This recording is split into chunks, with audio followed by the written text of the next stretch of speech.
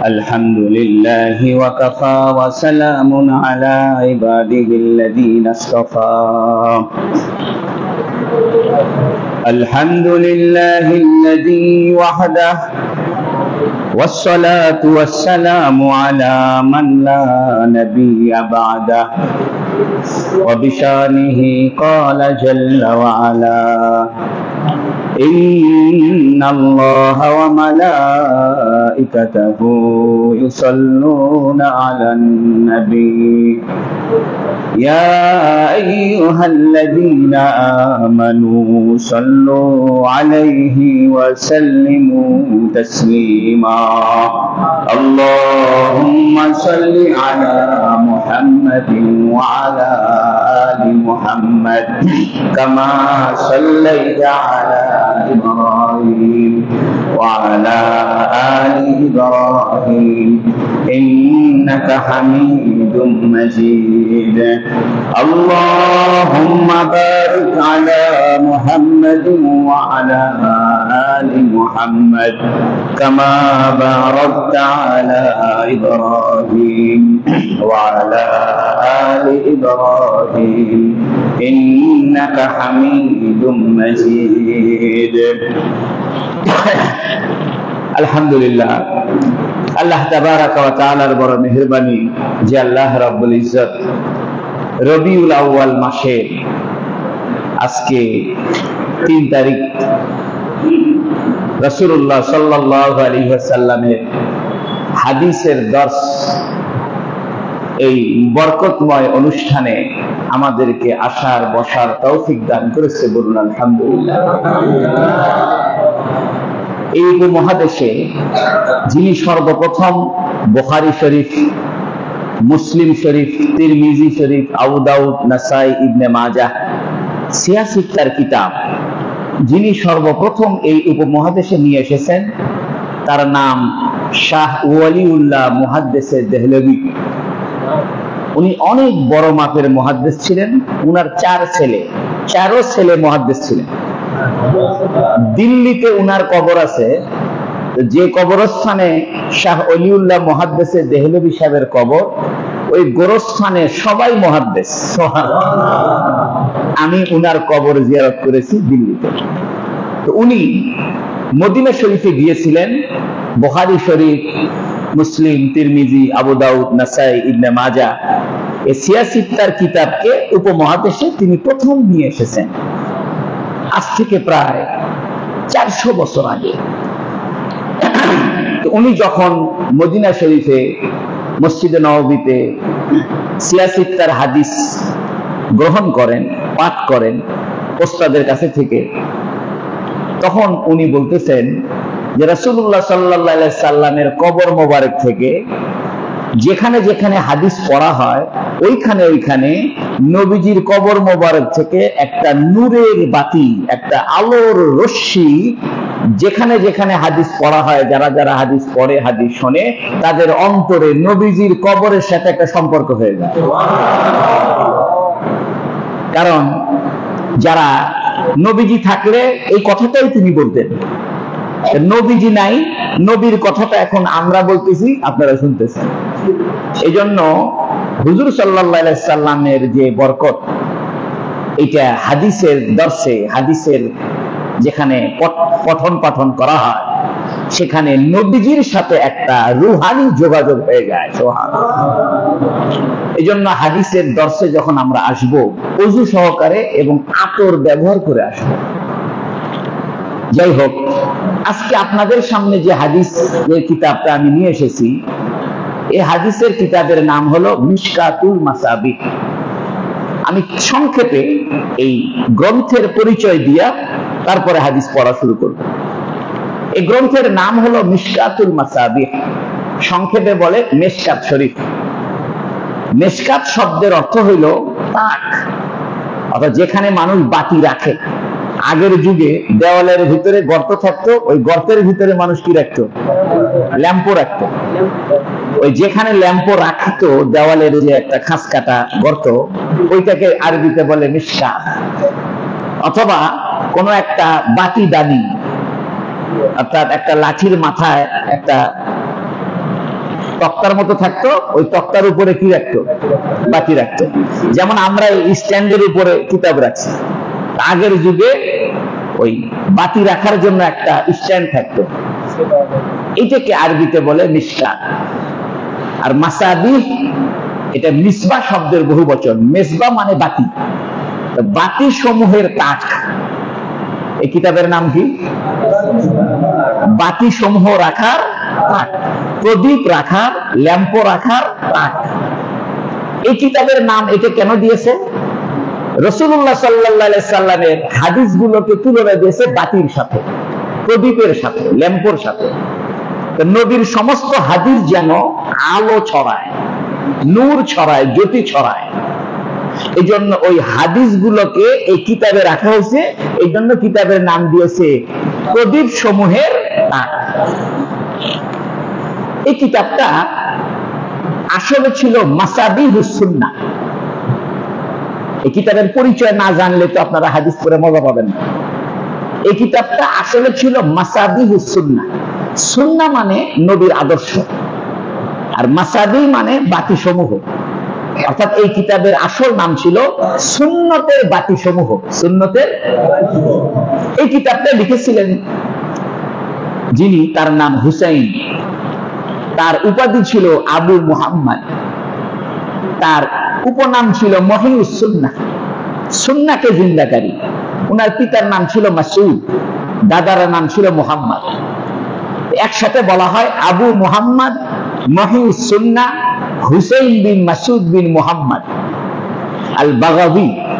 বাগাবি, বাগবুন একটা এলাকার নাম, এই হিসেবে উনাকে বলে বাগাবি। ওনাকে আবার বলা হতো ইবনুল ফাররা। ফাররা বলা হতো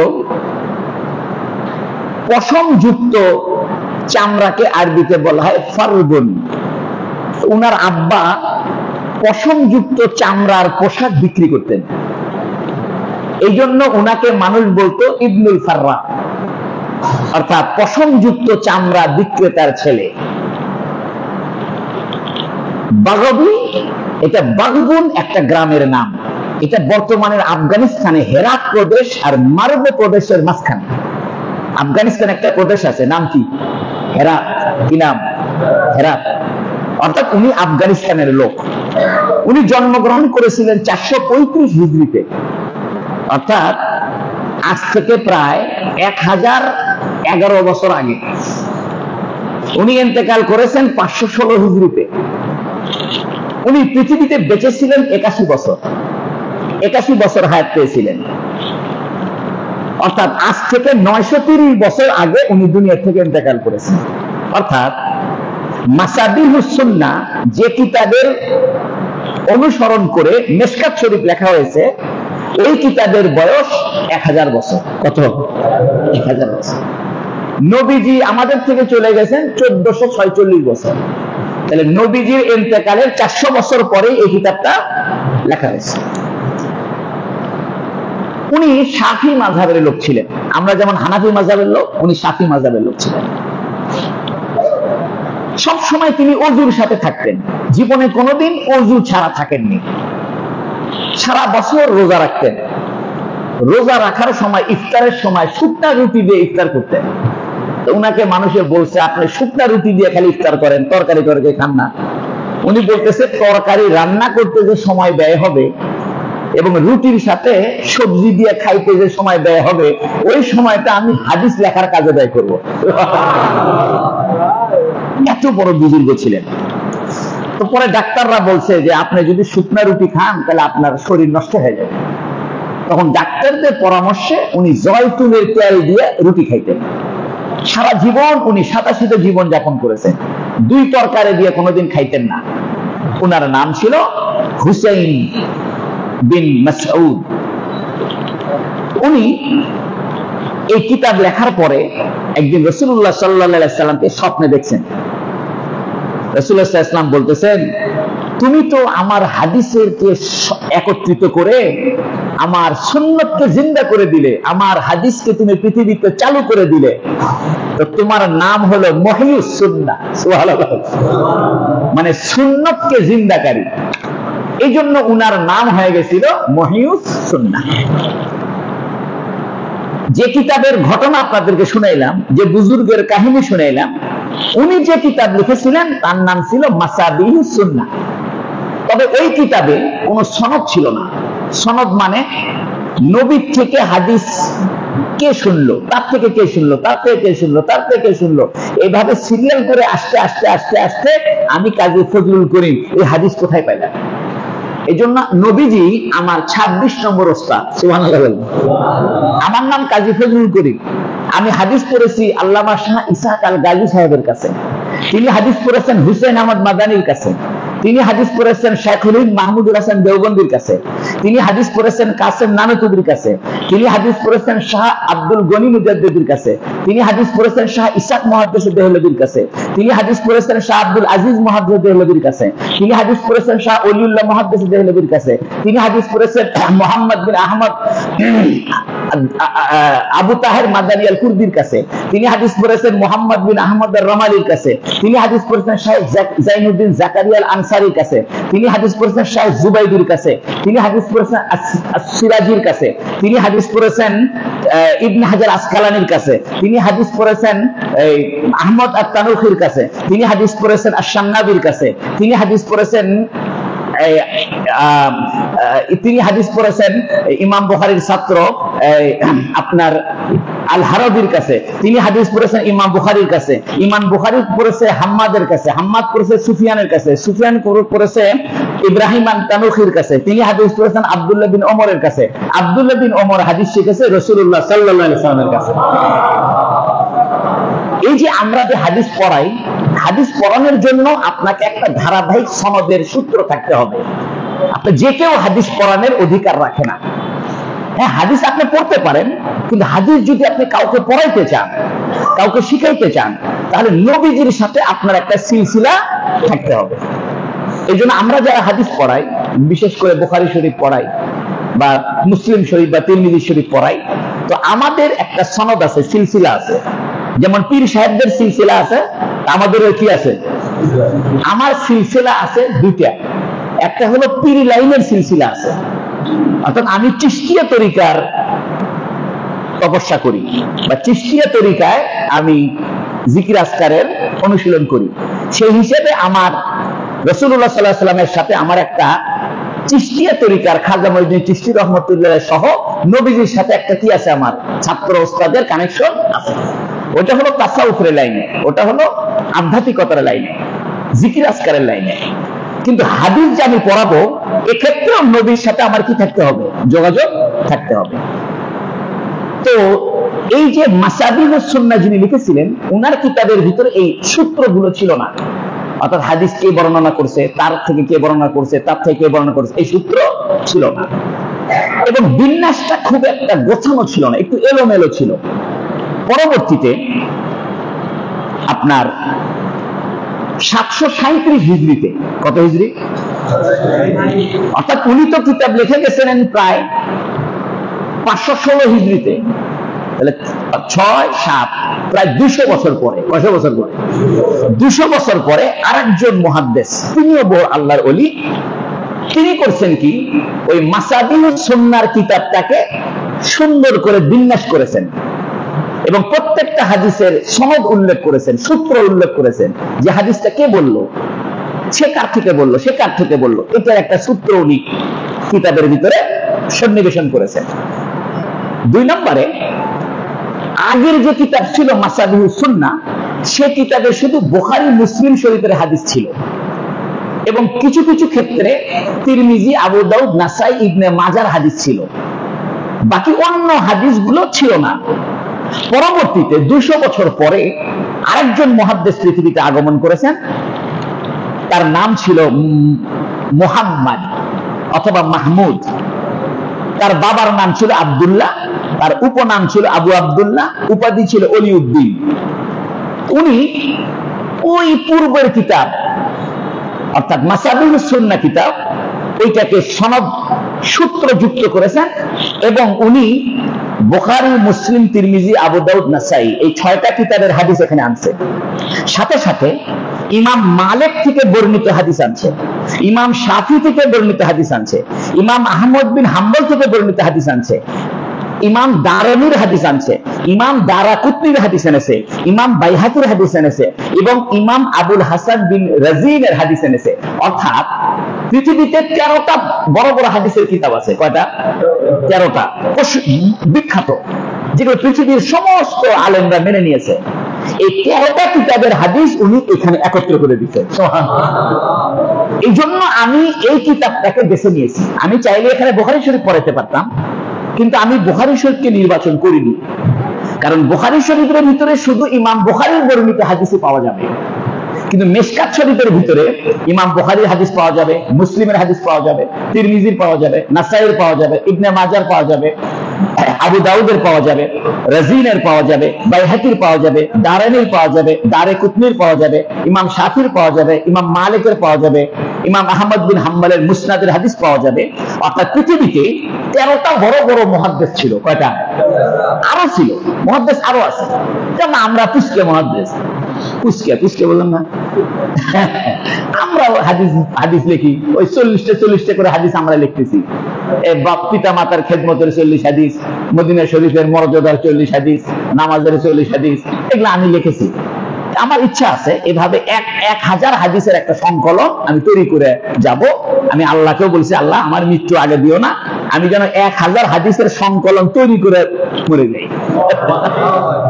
তাহলে মুহাদ্দিসদের কাতারে আমার নামটাও থেকে যাবে, যে ও 2024 সালে এক মুহাদ্দিস ছিল, সে 1000 হাদিসের সংকলন করে একটা কিতাব লেখা গেছে। তো যাই হোক, তো পরবর্তীতে এই 13টা মুহাদ্দিসের বড় বড় প্রসিদ্ধ কিতাবের হাদিস উনি এখানে নিয়ে আসছেন। উনার এই কিতাবের ভিতরে হাদিসের সংখ্যা হলো 6295টা। কয়টা? এই কিতাবের ভিতরে শিরোনাম অধ্যায় আছে 29টা, 29টা অধ্যায়, এবং উপ অধ্যায় আছে 327টা উপ অধ্যায়। আর পরিচ্ছেদ বা অনুচ্ছেদ আছে 1038টা। আপনারা শুনলে আশ্চর্য হবেন, এই উপমহাদেশে যখন বুখারী আসে নাই, মুসলিম তিরমিজি আসে নাই, সিয়াসিত্তা আসে নাই, তখন এই মেশকাত শরীফ পড়েই মানুষ আলেম হতো। অর্থাৎ মেশকাত পড়লেই মানুষ তাকে কি বলতো? যেমন আমাদেরকে এখন আলেম বলতেছে বুখারী পড়ার পরে, বুখারী শরীফ না পড়লে কাউকে কি বলবে না? আলেম বলবে না। তা আগের যুগে এই শুধু মেশকাত শরীফ পড়লেই তাকে কি বলতো? কারণ এই উপমহাদেশে মেশকাত ছাড়া কোনো হাদিসই ছিল না। 2 নম্বর কথা হলো, পৃথিবীতে এমন কোন ইসলামী প্রতিষ্ঠান নাই যে ইসলামী প্রতিষ্ঠানে মেশকাত শরীফ পড়ানো হয় না। পৃথিবীর সব জায়গায় আলিয়া মাদ্রাসা বলেন, কওমি মাদ্রাসা বলেন, জামিয়া আজহার বলেন, মদিনা শরীফ বলেন, মক্কা বলেন, অর্থাৎ পৃথিবীতে যত বড় বড় ইসলামী প্রতিষ্ঠান, সব প্রতিষ্ঠানে বুখারী, মুসলিম, তিরমিজি, আবু দাউদ, নাসাই, ইবনে মাজাহ তো পড়ানো হয়ই, কিন্তু মেশকাত শরীফটা আগে পড়ানো হয়। আমি ইচ্ছা করেছি এই কিতাবটা যেন আপনারা সিয়াসিত্তার হাদিসও জানতে পারেন, পাশাপাশি 13টা বিখ্যাত মুহাদ্দিসের হাদিসও জানতে পারেন। ভালো হলো না খারাপ হলো? ভালো। অনেকে বলে, হুজুর আপনি যদি বুখারী শরীফ পড়াইতেন। বুখারী শরীফ পড়ান আমার জন্য সহজ, কারণ আমি 2 মাদ্রাসায় বুখারী পড়াচ্ছি 20 বছর ধরে, ওটা আমার মুখস্থ আছে। তারপরেও আমি এই মেশকাত শরীফকে নির্বাচন করেছি যেন আপনারা একই সঙ্গে অনেকগুলো হাদিস জানতে পারেন। এই কিতাবের প্রত্যেকটা অধ্যায়ে 3টে করে ভাগ আছে, অর্থাৎ একটা অধ্যায় আছে, একটা উপ অধ্যায় আছে, একটা পরিচ্ছেদ আছে, এবং প্রত্যেকটা অধ্যায়, উপ অধ্যায়, পরিচ্ছেদে আবার 3টে করে পার্ট আছে। কয়টা পার্ট? এটাকে আরবিতে বলে বাব। কি বলে? বাব মানে দরজা। তো প্রথম ফসলে অর্থাৎ প্রথম পরিচ্ছেদে শুধু বুখারী, মুসলিমের হাদিস বর্ণিত হবে। দ্বিতীয় পরিচ্ছেদে তিরমিজি, আবু দাউদ, নাসাই, ইবনে মাজার হাদিস বর্ণিত হবে। আর তৃতীয় পরিচ্ছেদে এই সিয়াসিত্তার বাইরে আরো যে 7টা, কয়টা? ওই 7 কিতাবের হাদিস বর্ণিত হবে। তো ইনশাআল্লাহ আমরা এই মিশকাত শরীফের মাধ্যমে আমরা একই সাথে পৃথিবীর বিখ্যাত 13 জন মুহাদ্দিসের বর্ণিত হাদিস আমরা পেয়ে যাব। 2 নম্বর, আমরা এই হাদিসের মধ্যে পরস্পর বিরোধী হাদিস আসবে। প্রথম পরিচ্ছেদে যে হাদিস বর্ণিত হলো, দেখা গেল পরের পরিচ্ছেদে ওই হাদিসের বিপরীত হাদিস আসবে। তা আমরা এটাকে সামঞ্জস্য করে দিব এবং হাদিস থেকে কিভাবে মাসআলা বের হয় সেটা আমরা আলোচনা করব। এবং হানাফি মাযহাব যে হাদিসের উপরে প্রতিষ্ঠিত, এটাও আমরা ইনশাআল্লাহ আলোচনা করব। তো যাই হোক, এটা একটা ভূমিকা স্বরূপ একটা কথা আপনাদেরকে বলে দিলাম। তাহলে এই কিতাবের গুরুত্ব সম্পর্কে আপনাদের একটা ধারণা হবে, ঠিক কিনা? এখন আসে, এই মিশকাত শরীফের মুহাম্মদ বিন হুসাইন তিনি প্রথম যে হাদিসটা বর্ণনা করেছেন, এই হাদিসটা এখন আপনাদেরকে শোনাই। ইনশাআল্লাহ আমি এক সময় আমার যে সনদ আছে, আমার যে সিলসিলা আছে, এই সিলসিলাটা আপনারা যখন নিয়মিত আমার কাছে হাদিস পড়বেন, একটা পর্যায়ে আমি এই সিলসিলাটা লিখিত আকারে আপনাদেরকে দিয়ে দেবো ইনশাআল্লাহ। আপনারা কইতে পারবেন যে আমারও সিলসিলা আছে। আমারও কি আছে? যে হাদিসের সিলসিলা আমারও আছে। তবে এটা এখন দিব না, কিছুদিন পরে যখন দেখবো যে আপনি হাদিসের সাথে মোটামুটি আপনার কি হয়ে গেছে, সম্পর্ক হয়ে গেছে, তখন দিব ইনশাআল্লাহ। এখন আমরা মিশকাত শরীফ শুরু করতেছি। বিসমিল্লাহির রহমানির রহিম। عن عمر بن الخطاب رضي الله عنهم قال قال رسول الله صلى الله عليه وسلم। বলেন, যখন নবীর নাম আসবে সবাই কি বলবেন? আমি আবার পড়ি হাদিসটা। عن عمر بن الخطاب رضي الله عنهم قال قال رسول الله صلى الله عليه وسلم إنما الأعمال بالنيات وإنما لامرئ ما نوى فمن كانت هجرته إلى الله ورسوله فهجرته إلى الله ورسوله ومن كانت هجرته إلى دنيا يصيبها أو امرأة يتزوجها فهجرته إلى ما هاجر إليه متفق عليه। আপনারা ইন্নামাল আমালু বিন্নিয়াত হাদিস সবাই জানেন, এটা কিন্তু হাদিসের একটা টুকরা। আমি যে এতক্ষণ হাদিসটা পড়লাম, এটা হলো অরিজিনাল পুরো হাদিস। আমাদের সমাজে আমরা বলি ইন্নামাল আমালু বিন্নিয়াত, এটা কিন্তু পূর্ণাঙ্গ হাদিস না, এটা একটা হাদিসের অংশ এবং প্রথম অংশ। এখন আসেন, এই হাদিসটা বর্ণনা করেছে হযরত ওমর বিন খাত্তাব রাদিয়াল্লাহু আনহু। হযরত ওমর বিন খাত্তাব, অর্থাৎ খাত্তাবের বেটা ওমর, দ্বিতীয় খলিফা, তিনি এই হাদিসটা বর্ণনা করেছেন। মজার ব্যাপার হলো, এই হাদিসটা যখন ওমর বিন খাত্তাব বর্ণনা করেন, তখন মসজিদের মিম্বরে বসে বর্ণনা করছেন। কোথায় বসে? মিম্বরে বসে। এই জন্য এই হাদিসকে নাম হলো হাদিসুল মিম্বার। কি নাম?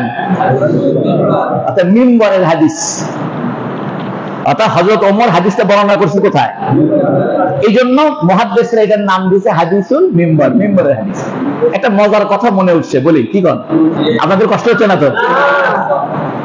হাদিসের মধ্যে কিছু হাদিস আছে নবীজি যেভাবে বর্ণনা করছেন, সাহাবায়ে কেরাম সেভাবে বর্ণনা করছেন। যেমন হযরত ওমর এই হাদিসটা শুনছিলেন নবীর কাছ থেকে মিম্বরে বসে। কোথায় বসে?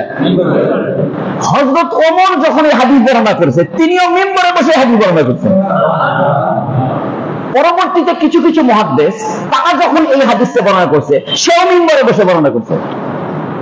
তার ছাত্র যখন হাদিসটা বর্ণনা করেছে, সেও মিম্বরে বসে বর্ণনা করছে। তার ছাত্র যখন বর্ণনা করছে, সেও মিম্বরে বসে বর্ণনা করছে। আবার কিছু হাদিস আছে নবীজি হাদিস বর্ণনা করে যাকে হাদিসটা বলেছেন নবীজি, সেই সাহাবীর সাথে মুসাফা করছেন। কি করছেন? নবী একটা সাহাবীকে একটা কথা বলছেন, কথাই তো হাদিস বলে ওই সাহাবীর সাথে কি করছেন? ওই সাহাবী ওই হাদিসটা আরেকজনকে বর্ণনা করেন, তার সাথে আবার মুসাফা করছেন। খেয়াল করে, তাবেঈ যখন ওই হাদিসটা আরেকজনকে বর্ণনা করছে, তার সাথে আবার মুসাফা করছে। সে যখন হাদিসটা আরেকজনকে বর্ণনা করছে, তার সাথে মুসাফা করে। এইভাবে মুসাফা করতে ওই হাদিস বর্ণনা হচ্ছে আর মুসাফা করতেছে, করতে করতে করতে করতে করতে করতে ভারতের সাহারানপুরের হযরত মাওলানা ইউনূস সাহেব রাহমাতুল্লাহ আলাইহি, আমার ওস্তাদ, তিনিও ওই হাদিসটা আমাকে বর্ণনা করে আমার সাথে মুসাফা করছেন। আমিও যখন কারবালা মাদ্রাসায় বছরের শেষে ওই হাদিসগুলো পড়াবো, ওই হাদিস পড়ে আবার আমার ছাত্রের সাথে আমি মুসাফা করব।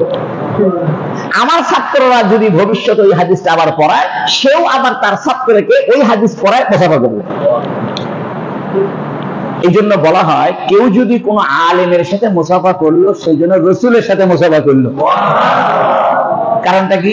কারণ আমি আমার ওস্তাদ ইউনুস সাহেবের কাছে মুসাফা করেছি। ইউনুস সাহেব মুসাফা করেছে শাইখুল হাদিস জাকারিয়া রহমাতুল্লাহর কাছে। তাবলীগের যে কিতাব লিখে দিয়েছে শাইখুল হাদিস জাকারিয়া সাহেব।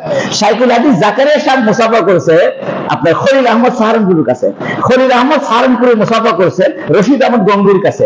রশিদ আহমদ গঙ্গুর মুসাফা করেছে শাহ আব্দুল গনির কাছে। শাহ আব্দুল গনি মুসাফা করেছে শাহ ইসহাকের কাছে। ইসহাক করেছে আব্দুল আজিজের কাছে। আব্দুল আজিজ করেছে এলিল্লাহর কাছে। এভাবে যাইতে যাইতে রসুল পর্যন্ত চলে গেছে।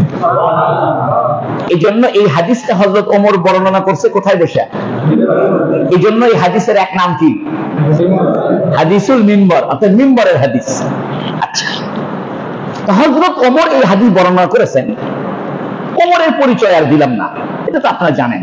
হযরত ওমর নবীজির থেকে 13 বছরের ছোট ছিলেন। তিনি হিজরি 5ম বা 6ম বছরে ইসলাম গ্রহণ করেছেন এবং হযরত ওমর 40তম মুসলমান। এবং হযরত ওমর ইসলাম গ্রহণ করার পরে প্রকাশ্যে কাবা ঘরে নামাজ আরম্ভ হয়েছে। ওমর কাছে কে বাধা দেয় রে, চলতো না শুনুন। ওমর ছিলেন বাহাদুর, উনি এসে নামাজ পড়েছেন। উনি আবু বকরের পরে খলিফা হয়েছেন।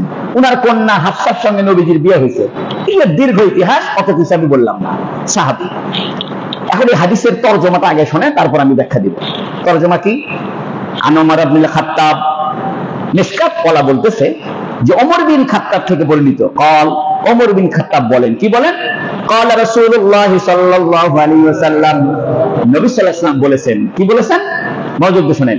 ইন্নামাল আমালু বিন্নিয়াত, অবশ্যই সকল কর্ম নিয়তের সাথে সম্পৃক্ত। কার সাথে? ওয়া ইন্নামা লিইমরিন মা নাওয়া, প্রত্যেক মানুষের তাই হবে যা সে নিয়ত করবে। ফামান কানাত হিজরাতুহু ইলাল্লাহি ওয়া রাসূলিহি, অথবা যার হিজরতটা হবে আল্লাহ আল্লাহ রাসূলের জন্য, মানে মক্কা থেকে মদিনায় সাহাবায়ে কেরাম কি করছে? হিজরত করছে। তো নবী বলতেছে যার হিজরতটা আল্লাহ আল্লাহ রাসূলের জন্য হবে, ফা হিজরাতুহু ইলাল্লাহি ওয়া রাসূলিহি, তাহলে তার হিজরতটা আল্লাহ আল্লাহ রাসূলের জন্যই হবে।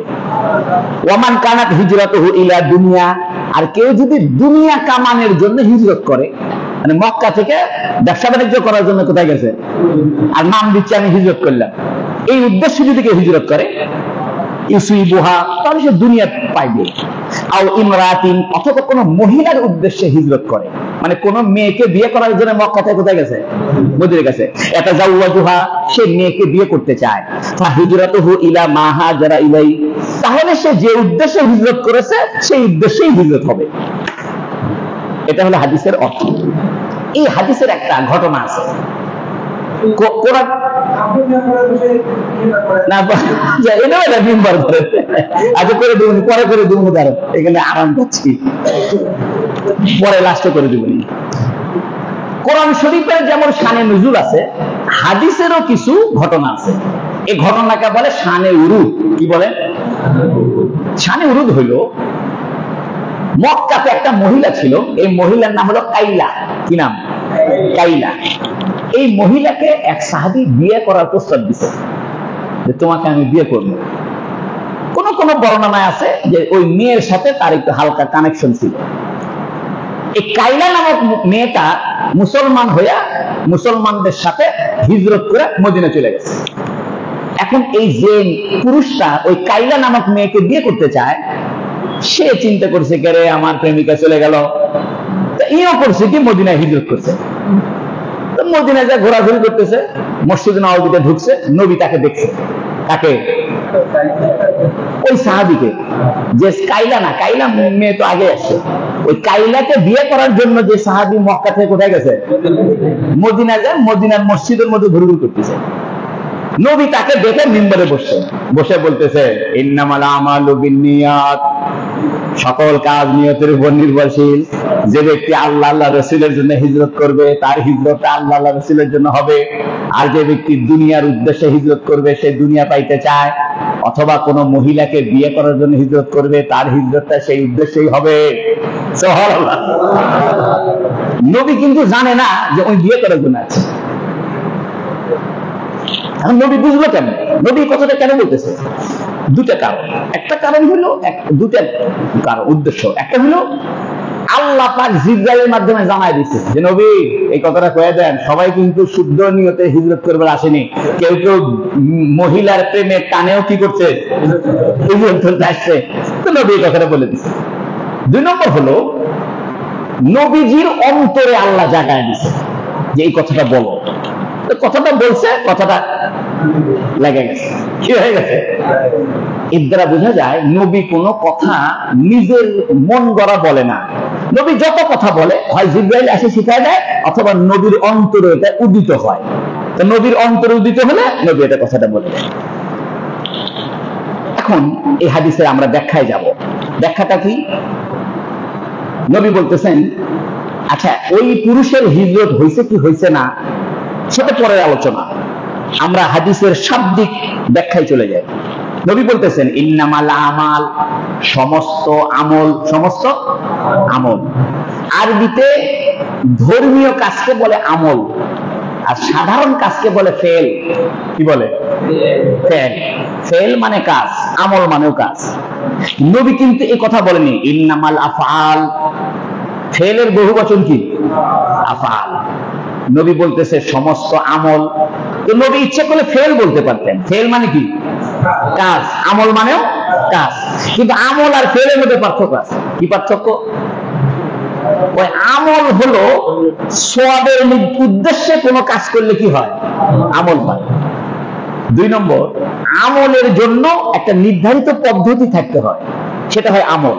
যেমন আপনি ভাত খাইতেছেন, দস্তরখানাও খাইলেন না, তারপরে পানি খাচ্ছেন বাম হাতে, তাহলে এটা আমল হবে না ফেল হবে?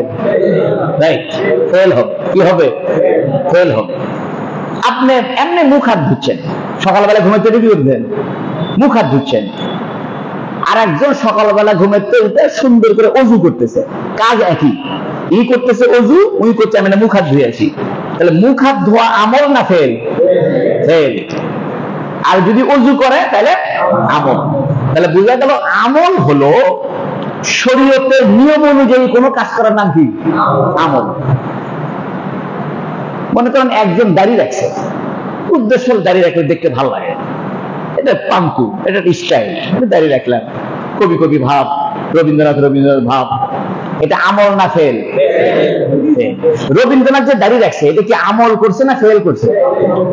ফেল করছে। আর যাই নবীর সুন্নাত পালন করার জন্য দাড়ি রাখছে তার নাম আমল। এটা বুঝে গেছেন? তাহলে আমল হইলো শরীয়তের নীতিমালায় করতে হবে। 2 নম্বরে আমলের দ্বারা কি হবে? সওয়াব হবে। কিন্তু ফেলের মধ্যে কি হবে না? কাজ। আবার পশু পাখির কাজকে আমল বলবে না। পশু পাখি ধান খায়, গাছ খায়, ওটা ফেল না আমল? ফেল। আর আমরা ইফতারির সময় ইফতারি খাই, এটা ফেল না আমল? আমল। আচ্ছা, আমল আপনার 3টা জিনিস। সওয়াবের উদ্দেশ্য হতে হবে, সওয়াবের আশায় হতে হবে, শরীয়তের বিধিবদ্ধ নিয়মের মধ্যে হতে হবে, এবং এটা মানুষের পক্ষ থেকে হতে হবে। গরু ছাগলের কাজকে কি বলা হবে না? আমল বলা হবে না। এই জন্য নবী বলেছে ইন্নামাল আমাল, সমস্ত আমল। একটা আমল না সমস্ত আমল? বিন্নিয়াত। কার সাথে? নিয়তের সাথে। আর নিয়ত কাকে বলে? আমি একদম আটি ভাঙ্গে শ্বাস বার করে দেবো, ঠিক আছে না ইনশাআল্লাহ? আপনাদের ধৈর্য ধরতে হবে। আপনারা চিন্তা করুন করে এক হাদিসই 2 দিন ধরে পড়াচ্ছে, শেষই হয় না। মানে হাদিসের শুধু বাংলা তরজমা করে আমি চলে যাব না, এটা ভিতরে ঢোকার চেষ্টা করবো। নিয়ত কাকে বলে?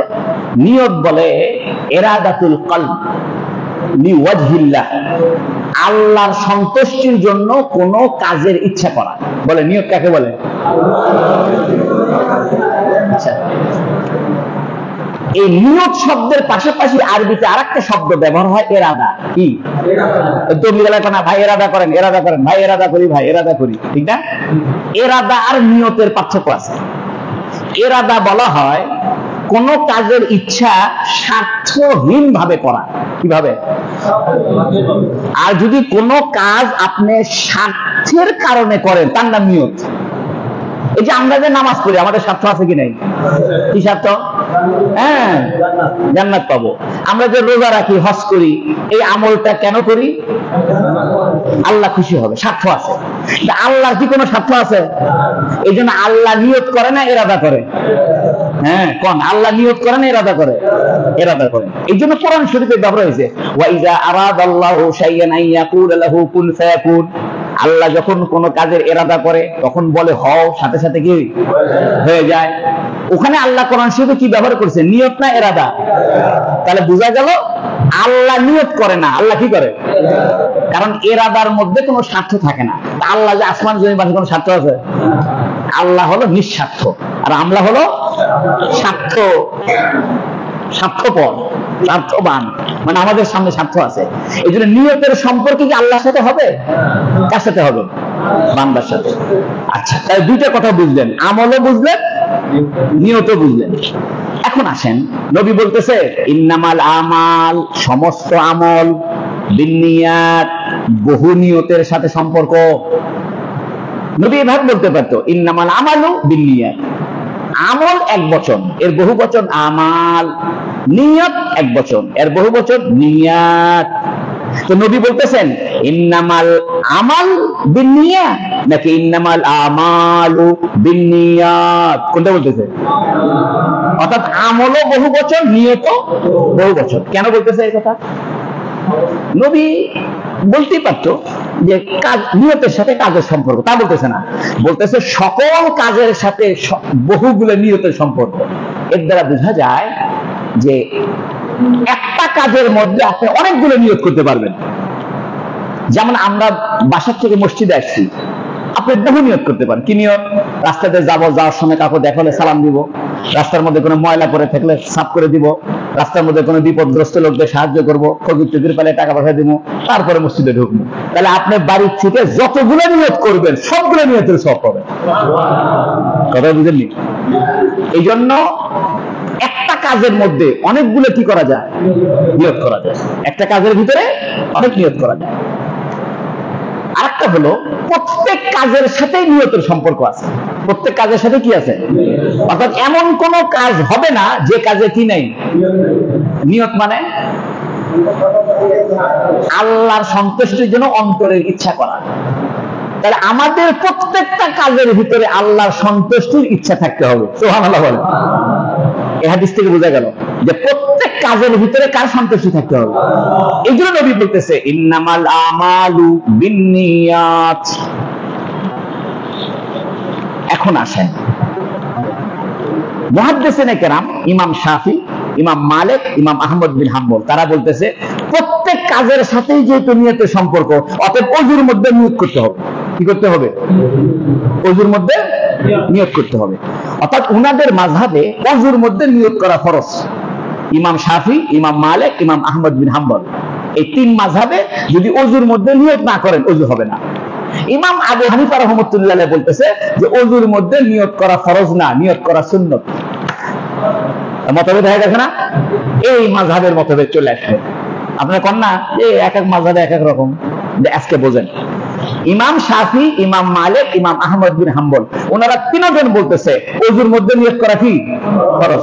এই জন্য সৌদি আরবে যে আপনারা যান, হজের সময় যে বাংলা বই দেয়, ওই বাংলা বইয়ের মধ্যে লেখা আছে ওযুর মধ্যে নিয়ত করা ফরজ। বুঝছেন? সৌদি আরবে হজ করতে গেলে বাংলা বই দেয় না, ওই বাংলা বইয়ের মধ্যে লেখা আছে ওযুর মধ্যে নিয়ত করা কি। কিন্তু হানাফি মাযহাবে ওযুর মধ্যে নিয়ত করা কি না, ফরজ না, কি সুন্নাত। কেন? দুজনের দলিল এই হাদিস। ইমাম শাফি, ইমাম মালিক, ইমাম আহমদ বিন হাম্বল রাহিমাহুমুল্লাহ, ওনারা বলতেছেন নবী বলেছেন সব কাজের সাথে কি সম্পর্ক? ওযু একটা কাজ, আমল, অর্থাৎ কি করো। ইমাম আবু হানিফা সাহেব বলতেছে দেখো সব কাজের সাথে আসলে নিয়তের সম্পর্ক নাই। ভালো করে শুনে, ইমাম আবু হানিফা রাহমাতুল্লাহ বলতেছে সব কাজের সাথে নিয়তের কি নাই। যেমন তুমি একটা পাখি শিকার করবে, পাখিকে গুলি করবে, ভুল করে গুলিটা একটা মানুষের কাছে লাগছে, কে মরে গেছে? তুমি কি মানুষের মারার নিয়ত করছিলে? তাহলে সে যদি বলে ভাই আমি তো মানুষের মারার নিয়ত করিনি, অথবা আমার শাস্তি হবে না, তা হবে না।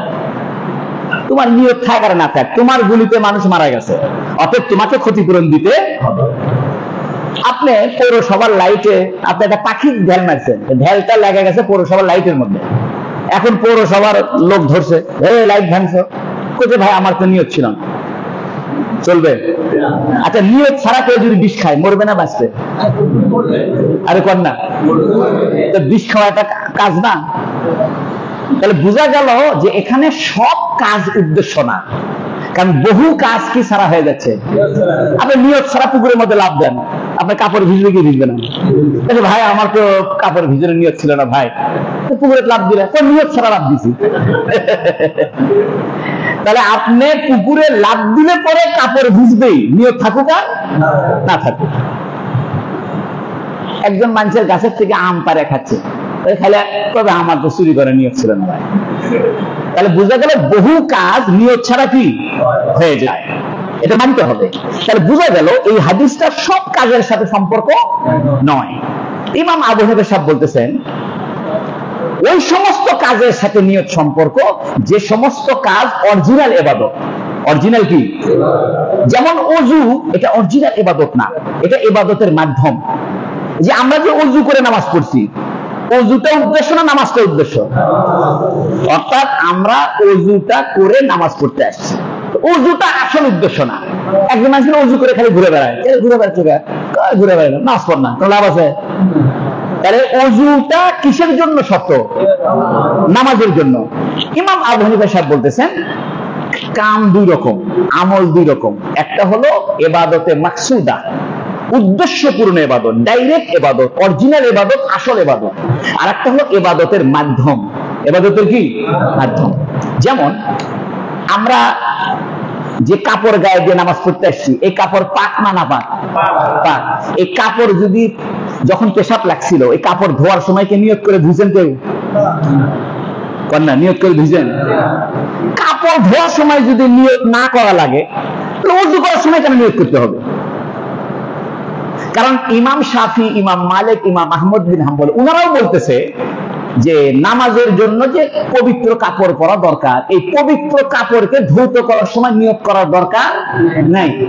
ও আপনারা ওযুর মধ্যে নিয়ত বলতেছেন ফরজ, তা কাপড় ধোয়ার মধ্যে নিয়ত ফরজ কেন বলতেছেন না? এর মানে হলো যে কাপড় ধৌত করা এটা আসল ইবাদত না, এটা ইবাদতের মাধ্যম। তো কাপড় পবিত্র হওয়া যেমন ইবাদতের মাধ্যম, ওযুটাও কিসের মাধ্যম? ইবাদত। আপনাদের কি কষ্ট হচ্ছে? মানে হাদিসের ভিতরে না ঢুকলে বুঝবেন না যে কি তরিকা সাহেব আছে, এবং এখান থেকে যে বিভিন্ন শাখা পোশাকা বাইরে হচ্ছে এটা বুঝতে পারবে। তো ইমাম আবু হানিফা সাহেব বলতেছেন দেখো কোরআন শরীফে একটা আয়াত আছে, ওয়ানজালনা মিনাস সামাই মাআন তুহুরা, আমি আকাশ থেকে পবিত্র পানি নাজিল করেছি। কি পানি নাজিল করেছি? ওযু মানুষ কি দিয়ে করে? পবিত্র পানি দিয়ে করে। ইমাম আবু হানিফা বলতেছে আল্লাহ যেহেতু পানি অবতীর্ণ করছে পবিত্র রূপে, এর ভিতরে পবিত্রতার গুণ আল্লাহ ঢুকাইয়া দিছে, অতএব ওযু করার সময় নিয়ত করার দরকার নাই, এটা অটোমেটিক কি হয়ে যাবে? পবিত্র হয়ে যাবে। কথা বুঝছেন কি? কার কথাটা ভালো লাগতেছে? হ্যাঁ, আরে কর না। হ্যাঁ, আবু হানিফা সাহেব বলতেছে যে তোমরা সকল কাজ নিয়তের সাথে সম্পৃক্ত, এই কথা বলতেছো, ওযুর মধ্যে নিয়ত ফরজ বলে দিলে, তা কাপড় ধোয়ার সময় ফরজ কত করছো না? আবার ঘুম পাড়া তো একটা আমল, তাহলে ঘুমের সময় নিয়ত করা ফরজ। আল্লাহ আমি এখন ঘুমাইলাম, কেউ কি ঘুমের সময় নিয়ত করা ফরজ? প্রত্যেক কাজে যদি নিয়তকে তুমি ফরজ বলে দাও, তাহলে মানুষের কষ্ট হবে, হবে কি হবে না? তখন সহবাস করার সময় নিয়ত করা লাগবে, তারপরে ঘুমের সময় নিয়ত করা লাগবে, ভাত খাওয়ার সময় নিয়ত করা লাগবে, কাপড় ধোয়ার সময় নিয়ত করা লাগবে, রাস্তাতে হাঁটার সময় নিয়ত করা লাগবে, মানে সব কামে কি করতে হবে? তাহলে বোঝা গেল আসলে সব কামের সাথে কিসের সম্পর্ক নাই? নিয়তের সম্পর্ক হলো আসল ইবাদতের সাথে। এই জন্য ইমাম শাফি, ইমাম মালিক, ইমাম আহমদ বিন হাম্বল রাহিমাহুমুল্লাহ ওনারা বলতেছেন যে এখানে হলো আমলের শুদ্ধতা নিয়তের সাথে, আমলের শুদ্ধতা। আর ইমাম আবু হানিফা সাহেব বলতেছে আমলের সওয়াব নিয়তের সাথে। দুই কথাই সত্য, দুটোই কি? কারণ নবীর কথা আপনি যত রকম ব্যাখ্যা হবে, প্রত্যেক ব্যাখ্যাই সঠিক আছে। রবীন্দ্রনাথের একটা কবিতা আছে, গগনে গরজে মেঘ ঘন বরষা, তুলে একা বসে আছি নাহি ভরসা, ওই সোনার তরী কবিতা পড়েছেন আপনারা? আমি পড়েছি, রবীন্দ্রনাথের বহু বই পড়ছি আমি। ছোট গল্প থেকে শুরু করে। তো রবীন্দ্রনাথের একটা কবিতা আছে, মাস্টার্সে পড়ায়, গগনে গরজে মেঘ ঘন বরষা, কুলে একা বসে আছি নাহি ভরসা। এর মানে হলো যে নদীর ওই পারে একরকম, এই পারে আর একরকম। কত রকম ব্যাখ্যা দিচ্ছে রবীন্দ্রনাথের। এক একটা কবিতার মধ্যে 5টা 7টা করে কি হচ্ছে, নবী হাদিসের ব্যাখ্যা হবে না। এই জন্য নবীকে বলা হয় জাওয়ামিউল কালিম, নবীর কথার সংক্ষেপ কিন্তু ব্যাখ্যা অনেক। এই জন্য মুহাদ্দিসদের কাজ হলো নবীর প্রত্যেকটা কথাকে ব্যাখ্যা করো। কত রকম ব্যাখ্যা হতে পারে, তো যত রকম ব্যাখ্যা হতে পারে সব রকম ব্যাখ্যার উপরে এই উম্মতের কেউ না কেউ আমল করতেছে। সুবিধা হয়ে গেল। কারণ নবীর কথার তো দুটো উদ্দেশ্য হতে পারে, সেটা হলো প্রত্যেক কাজেই নিয়ত করতে হবে, এটা উদ্দেশ্য হতে পারে। আবার প্রত্যেক কাজে নিয়ত করা তো আসলে কষ্ট। তাহলে প্রত্যেক ইবাদতের কাজে কি করতে হবে? ইমাম আবু সাহেব বলতেছে, আবু হানিফা সাহেব বলতেছে, প্রত্যেক যেগুলো অরিজিনাল ইবাদত, আসল ইবাদত, সেই ইবাদতে কি করতে হবে? নিয়ত করতে হবে। কথাটা কি ক্লিয়ার? এখন ইমাম শাফি, আহমদ আর মালিক ওনারা বলতেছে আপনারা তায়াম্মুমের মধ্যে নিয়ত কেন ফরজ বলেন? ইমাম আবু হানিফা সাহেব বলে তায়াম্মুমের মধ্যে কি করতে হবে? নিয়ত। তায়াম্মুমের ফরজ কয়টা? 3টা। নিয়ত করা, হাত মোছে করা, চেহারা মোছে করা। এখন ইমাম শাফি, মালিক আর আহমদ বিন হাম্বল রাহিমাহুল্লাহ বলতেছে, আচ্ছা আবু হানিফা সাহেব, আপনারা ওযুর মধ্যে নিয়ত ফরজ বললেন না, বললেন সুন্নত। তায়াম্মুমের মধ্যে নিয়ত ফরজ কোন কেন? তায়াম্মুম তো ওযুর মতোই, কথা বুঝেননি? কারণ ওযু যেমন ইবাদতের মাধ্যম, তায়াম্মুমও কি? আমরা যে নামাজ পড়বো হয় ওযু করতে হবে, নাই কি করতে হবে? তাহলে ওযুও নামাজের মাধ্যম, তায়াম্মুমও। আপনারা ওযুর মধ্যে নিয়তকে ফরজ বললেন না, তায়াম্মুমের মধ্যে কি বললেন? কেন বললেন? ইমাম আবু হানিফা বলতেছেন, আল্লাহ পাক কোরআনে বলছেন ফাতায়াম্মামু সাঈদান তাইয়্যিবাহ। কোরআন শরীফে যে তায়াম্মুমের আয়াত আছে, ওখানে আল্লাহ বলছেন ফাতায়াম্মামু সাঈদান তাইয়্যিবাহ। ফাতায়াম্মামু মানে তোমরা ইচ্ছা করো পবিত্র মাটি দ্বারা তোমাদের চেহারা এবং হাতকে মুছে দেওয়ার জন্য। তার আল্লাহ বলতেছে তায়াম্মামু, তায়াম্মুম শব্দের ভিতরে ইচ্ছা করার অর্থ আছে। কিসের অর্থ আছে? আর নিয়ত মানে? আল্লাহ যেহেতু তায়াম্মুম শব্দ ব্যবহার করছে আর ওই শব্দের মধ্যে ইচ্ছার অর্থ লুকায়িত আছে, এই জন্য আমরা আল্লাহর কোরআনের দিকে তাকায় তায়াম্মুমের মধ্যে নিয়ত ফরজ করে দিছি। এই জন্য দেখেন আবু হানিফা সাহেবের মাযহাব যারা বোঝে না, এরা তো ইমাম সাহেব হাদিস মান না কিছু না। আরে ভাই, কিছু মাছ আছে পানির উপর দিয়েও আছে, আর কিছু মাছ আছে পানির। ইমাম আবু হানিফা সাহেব হলো পানির নিচের মাছ। এই জন্য ইমাম আবু হানিফা সাহেব সবসময় চিন্তা করে যে কোরআনের কি আছে, কোরআনের উপরে উনি আগে থাকবে, তারপরে হাদিসে নামবে। উনি বলতেছে যে কোরআনের মধ্যে যেহেতু তায়াম্মুম শব্দ আল্লাহ ব্যবহার করছে, ফাতায়াম্মামু সাঈদান তাইয়্যিবা, আর তায়াম্মুম শব্দের মধ্যে কি আছে? ইচ্ছা করার অর্থ আছে। তায়াম্মুম মানে ইচ্ছা করা। আল্লাহ যেহেতু তায়াম্মুম শব্দ বলছে, এরা বলেনি, তায়াম্মুম বলছে, আর তায়াম্মুমের মধ্যে ইচ্ছার অর্থ আছে, আর নিয়তের মধ্যে কিসের অর্থ আছে? এই জন্য আমরা কোরআনের সম্মানার্থে, কোরআনের দিকে তাকায়া কোরআনের প্রতি আমল করার জন্য তায়াম্মুমের মধ্যে কি ফরজ করছি? নিয়ত ফরজ করছি। এখন ওনারা আবার একটা প্রশ্ন করছে, ইমাম শাফি, মালিক, আহমদ বিন হাম্বল, যে আপনারা নবীজে তমরের মধ্যে নিয়ত করা ফরজ করছেন কেন? নবীজে তমর মানে যদি কোনো খেজুর আপনি পানিতে ভিজিয়ে রাখেন, সেই পানি যদি মিষ্টি হয়ে যায়, এটিকে আরবিতে বলে নবীজে তমর। তমর মানে খেজুর, মানে খেজুরের মিষ্টি পানি। তো ইমাম আবু হানিফা সাহেব বলতেছেন, যদি কোনো পানিতে খেজুর ভিজিয়ে রাখো আর পানিটা মিষ্টি হয়ে যায় আর অন্য কোনো পানি না থাকে, তাহলে তুমি তায়াম্মুম করতে পারবে না, ওই পানিতে ওযু করতে হবে। কথা কি বুঝছেন? অর্থাৎ যদি কারো কাছে খেজুর ভিজানো পানি থাকে, আরবরা আগে খেজুর পানিতে ভিজে ভিজে খাইতো, আর বেশিক্ষণ ভিজে রাখলে এটা মদ হয়ে যেত, তারির মতো। আর অল্পক্ষণ ভিজে থাকলে এটা হালকা হালকা পানি মিষ্টি হয়ে যেত। আরবরা সকালবেলা ঘুমের থেকে ওঠে খেজুর ভিজানো মিষ্টি পানি খাইতো, খেজুর খাইতো। এটা স্বাস্থ্যের জন্য উপকারী, আপনারা খাইতে পারবেন। খায় দেখেন সেরকম শক্তি হবে এবং সেক্স পাওয়ার খুব ভালো হবে। এটা অপ্রাসঙ্গিক কথা কই, প্রত্যেকটা হুজুর কিন্তু মানে তাদের শারীরিক যৌন ক্ষমতা কিন্তু খুব ভালো। কারণ কি জানেন? খেজুর খায় প্রত্যেকটা হুজুরের। আরবরা করতো কি, ওই রাতের বেলা খেজুর ভিজে থুয়ে সকাল বেলায় খেজুরের মিষ্টি পানি দেখায়, তারপরে খেজুর দেখাতো। এখন ইমাম আবু হানিফা সাহেবের কাছে প্রশ্ন আসছে যে যদি কারো কাছে খেজুর ভিজানো শুধু পানি আছে, আর কোনো পানি নাই, তাহলে ওই পানি দিয়ে ওযু করলে কি হবে? তখন আবু হানিফা সাহেব বলতেছে ওই পানি দিয়ে ওযু করলে ওযুর মধ্যে নিয়ত করা ফরজ হয়। এখন ইমাম শাফি, ইমাম মালিক, ইমাম আহমদ বিন হাম্বল বলছে আপনি সাধারণ পানি দিয়ে ওযু করলে ফরজ কর না, কোন সুন্নত, আর খেজুর ভিজানো পানি দিয়ে ওযু করলে কোন ফরজ। কেন? আরে ভাই, যখন পানির মধ্যে খেজুর রাখছো তখন এটা আর সাধারণ পানি নাই, কি হয়ে গেছে? বিশেষ পানি হয়ে গেছে। সাধারণ পানি আছে আর বিশেষ পানি, আর বিশেষ পানি যেহেতু হয়ে গেছে আর অন্য পানিও নাই, এই বিশেষ পানি হওয়ার কারণে সাধারণ পানির থেকে এক ধাপ নিচে নেমে গেছে, অরিজিনাল ফ্রেশ পানির থেকে এক ধাপ নিচে নেমে গেছে। এই জন্য আমরা নিয়ত শর্ত করছি, নিয়ত দিয়ে একে উপরে তুলে সাধারণ পানির সাথে মিলাই দিছি। এই জন্য আবু হানিফা সাহেব বলতেছে যে খেজুর ভিজানো পানি যদি কারো কাছে থাকে, অন্য পানি না থাকে, তাহলে ওর মধ্যে কি করতে হবে? নিয়ত করতে হবে। আমি এখান থেকে মাসলা বলে দিলাম, এখান থেকে এই মাসলাগুলো কি হয়েছে? বাইরে হয়েছে। সব পক্ষের দলিল একটা হাদিসি। নবী বলতেছে ইন্নামাল আমালু বিন্নিয়াত, সমস্ত আমল কিসের সাথে?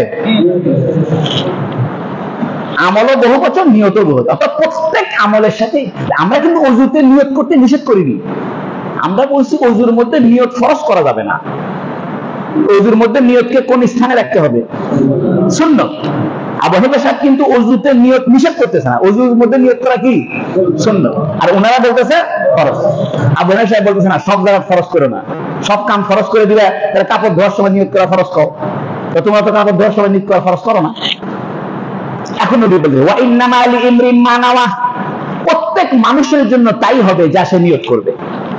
আচ্ছা, কথাটা একই হলো, খুব মনোযোগ দিয়ে শোনেন। নবী বলতেছেন সকল কাজ কিসের সাথে? আর প্রত্যেক মানুষ যা নিয়ত করবে তাই হবে। আমি যদি বলি ভাই প্রত্যেকটা মানুষের জন্য ওযু করা দরকার, আর যে ব্যক্তি ওযু করবে তার জন্য তাই হবে, কথা এক হয়ে গেল না? কথা তো একই। নবী বলতেছেন প্রত্যেক কাজের সাথে নিয়ত, আর প্রত্যেক মানুষের জন্য তাই হবে যা সে নিয়ত করবে, তো কথাটা একই হয়ে গেল। নবী একই কথা বারবার কেন কয়? তো মুহাদ্দিসিন কেন না, এই কথার আলাদা উদ্দেশ্য আছে। আলাদা উদ্দেশ্য কি? সেটা হলো, একটা হলো নিয়তকারী, আর একটা হলো যে বিষয়ের নিয়ত করা হচ্ছে। যেমন আমরা নামাজের নিয়তকারী, কিসের নিয়ত করছি? আমি কাজী ফজলুল করিম নিয়ত করছি কিসের? নামাজের। তাহলে কয়টা জিনিস? দুটো জিনিস, একটা হলো নিয়তকারী আর একটা হলো কোন বিষয়ের নিয়ত করা। এই জন্য নবী বলতেছে তুমি যে নিয়ত করবে তোমার নিয়তটাও যেন ভালো থাকে, আর যে বিষয়ে নিয়ত করবে ওই বিষয়টাও যেন ভালো থাকে। অর্থাৎ আপনি খুব পাকা নিয়তে মদ খাচ্ছেন, লাভ হবে? আমি সহি নিয়তে মদ খাচ্ছি ভাই, আমি সহি নিয়তে গান শুনতেছি, সহি নিয়তে সিনেমা দেখেছি, তাহলে বোঝা গেল আপনার সহি নিয়ত করলেই কাম হবে না, যে জিনিসে নিয়ত করবেন ওই জিনিসটা কি হতে হবে? সহি হতে। এই জন্য নবী বলতেছেন ওয়া ইন্নামা লিইমরিন মা নাওয়া, প্রত্যেক মানুষের জন্য তাই হবে যা সে নিয়ত করে। তাহলে ইন্নামাল আমালু বিন্নিয়াতের ভিতরে নিয়তকারীর প্রসঙ্গ, আর ওয়া ইন্নামা লিইমরিন মা নাওয়া, প্রত্যেক মানুষের জন্য তাই হবে যা সে নিয়ত করবে, এর দ্বারা কোন প্রসঙ্গ বলেন না? যে কাজের নিয়ত করবেন, যে কাজের নিয়ত করবেন। অর্থাৎ আপনি নিজে নিজে টাকা নিয়ত করলে সব কাম করতে পারবেন না, আপনার নিয়ত ভালো হতে হবে, এবং যে কাজটা করবেন ওই কাজটা কি হতে হবে? বৈধ হতে হবে। অবৈধ কাজে নিয়ত করা যাবে না, বরং অবৈধ কাজে কেউ যদি পাকা নিয়ত করে ওর ঈমানই নষ্ট হবে। অনেকে পাকা নিয়তে, খাঁটি নিয়তে চুরি করে গেছে, দেখলাম আছে। এই জন্য নবী ওই কথাটা বাড়ায় দিছে। এখন নবী আসল কথা বলতেছে, ফামান কানাত হিজরাতুহু ইলাল্লাহি ওয়া রাসূলিহি, যার হিজরতটা হবে আল্লাহ এবং আল্লাহর রাসূলের জন্য। বলেন কার জন্য? খালি আল্লাহর জন্য না আল্লাহর রাসূলের জন্য? তাহলে বোঝা গেল খালি আল্লাহকে মানলে হবে না, সাথে কাকে মানতে হবে? রাসূলকে মানতে হবে। তাই বলতেছে ফামান কানাত হিজরাতুহু ইলাল্লাহি ওয়া রাসূলিহি, যার হিজরতটা হবে আল্লাহ এবং তার রাসূলের জন্য। বোঝা গেল যে ইবাদত কি রাসূলের জন্য হতে পারে কিনা। না আল্লাহ তো নিজে বলতেছে, নবী নিজে বলতেছে যার হিজরত হবে আল্লাহ এবং আল্লাহ। মুহাদ্দিসিনরা বলতেছে না, এখানে উদ্দেশ্য হলো ইবাদত হবে আল্লাহর, তরিকা হবে রাসূলের। তাই বলতেছে ফামান কা হিজরাত ইলাল্লাহ রাসূলিহি ফাহিজরাতু ইলাল্লাহ ওয়া রাসূলিহি, তার হিজরতটা হবে আল্লাহ আল্লাহ রাসূলের দিকে। দেখেন কষ্ট হচ্ছে না তো আপনাদের? একটু মানে সজাগ থেকে শোনেন।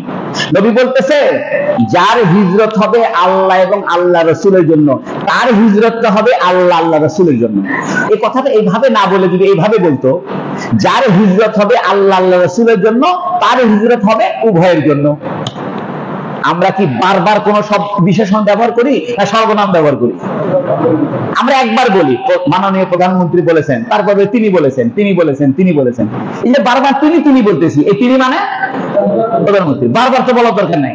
তো নবী একবার আল্লাহ আল্লাহ রসুলের নাম বলেই দিল, পরে আবার বলতেছে আল্লাহ রসুলের জন্য হবে। কথাটা অযথা নবী বৃদ্ধি করলো। নবী এতটুকু বলতে পারতো যে যে ব্যক্তির হিজরত হবে আল্লাহ এবং আল্লাহ রসুলের জন্য, তার হিজরত হবে তাদের জন্য, উভয়ের জন্য। উভয় মানে আল্লাহ আল্লাহ রসুল, কিন্তু উভয় শব্দ ব্যবহার না করে আবার আল্লাহ আল্লাহ রসুলকে কি করছে? রিপিট করছে, ডবল করছে। কেন ডবল করলো? কিন্তু যার হিজরত হবে দুনিয়ার জন্য, সে দুনিয়া পেতে চায়, অথবা কোন মহিলাকে উদ্দেশ্যে হিজরত করছে, মহিলাকে বিয়ে করতে যায়, তার হিজরত হবে সেই জন্য। সেখানে আর ডবল করেনি, সেখানে কি করেনি? ডবল করেনি। খেয়াল করছেন? সর্বনাম ব্যবহার করছে। এই তো বুঝে গেছেন, বুঝবান লোক দরকার। তো নবী বলতেছে যার হিজরত হবে আল্লাহ আল্লাহ রসুলের জন্য, তার হিজরত হবে, ওরা আল্লাহ আল্লাহ রসুলকে ডবল করছে। আর যার হিজরত হবে দুনিয়ার জন্য অথবা মহিলার জন্য, তার হিজরত হবে সেই জন্য। কিন্তু এখানে বলেনি তার হিজরত হবে মহিলার জন্য, তার হিজরত হবে দুনিয়ার জন্য। ওখানে আর কি করেনি? ডবল করেনি। কেন? নবী বুঝাইতে চায় আল্লাহ আল্লাহ রসুলের নাম যত বেশি নিবে তত লাভ হবে, আর দুনিয়ার মহিলার নাম যত বেশি নিবে তত ক্ষতি হবে। এই জন্য আল্লাহ আল্লাহ রসুলের নাম কি করছে? ডবল করছে। আর দুনিয়া আর মহিলার নাম ডবল করেনি, কোনো মতো নাম নিয়ে পরে সর্বনাম ব্যবহার করছে। এখন আসেন, হিজরত কাকে বলে? হিজরত বলে ছেড়ে দেওয়া, কোন কিছুকে ছেড়ে দেওয়াকে আরবিতে কি বলে? হিজরত বলে। হিজরত তিন প্রকার। একটা হলো হিজরতে অরফি, সমাজ জীবনের হিজরত। একটা হলো হিজরতে শরঈ, শরীয়ত সম্মত হিজরত। আর একটা হলো হিজরতে আম্মা, সাধারণ হিজরত। অর্থাৎ হাদিস শরীফে আছে আল মুহাজিরু মান হাজারা মা নাহাল্লাহু আনহু, মুহাজির ওই ব্যক্তি আল্লাহ যা নিষেধ করেছে সে কাজ যে ছেড়ে দেয়, তার নাম কি? অর্থাৎ যে কোনো গুনাহ ছেড়ে দেওয়া ব্যক্তিকে আরবিতে কি বলে? মুহাজির বলে। নবী বলছেন মুহাজির ওই ব্যক্তি যে গুনাহ ছেড়ে দেয়। তাহলে কোন ব্যক্তি যদি গুনাহ ছেড়ে দেয় সে একটা মুহাজির। এটা হলো শাব্দিক ভাবে। আবার কোন লোকের বাড়ি নোয়াখালী, উনি বগুড়া আসা জায়গা জমি কিনা একদম ট্রান্সফার হয়ে আসছে, এটাও একটা হিজরত। হিজরত না?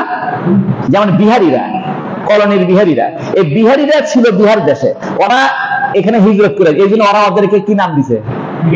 মুহাজির। বিহারীরা নিজেদেরকে কি কয়? মুহাজির। কেন? মানে ওরা হলো ওই দেশ থেকে এখানে চলে আসছে, এটা একটা হিজরত, মানে দেশ ত্যাগ করা। আর একটা হিজরত হলো আল্লাহ আল্লাহ রাসূলের সন্তুষ্টির জন্য, দ্বীনকে সংরক্ষণ করার জন্য নিজের জান মাল জায়গা জমি ছেড়ে দিয়ে আরেক দেশে চলে যাওয়া, তার নাম হিজরত। বলেন হিজরত কয় প্রকার? একটা হলো শাব্দিক হিজরত, মানে গুনাহ ছেড়ে দিলে সেও একটা হিজরত করলো।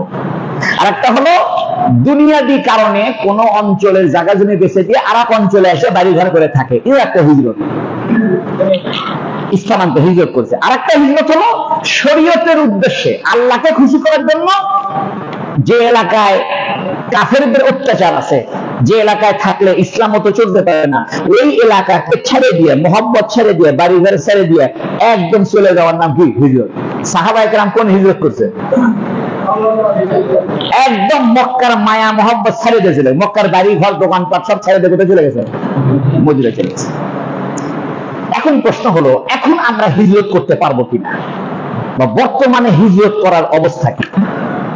আবু দাউদ শরীফে হাদিস আছে লা হিজরাতা বাদা হিজরাতিন ওয়ালাকিন জিহাদুন ওয়া নিয়া, মক্কা থেকে মদিনায় হিজরত করার পরে আর কোনো হিজরতের দরকার নেই, এটা নবী বলে দিয়েছেন।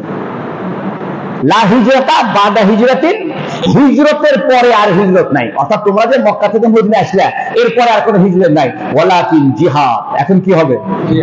এখন যদি কেউ মদিনার থেকে তোমাদেরকে বাড়ি করে দিতে চায়, তলোয়ার বাড়ি করবে, যে মক্কাতে ছেড়ে দিছি আবার মদিনা যাচ্ছো।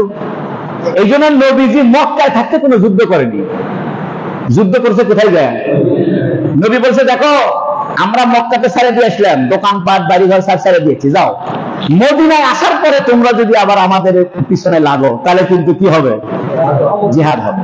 তাহলে বোঝা গেল ওই যে সাহাবায়ে কেরাম যে হিজরত করছে ওই হিজরত আর কোনোদিন ফিরে আসবে না।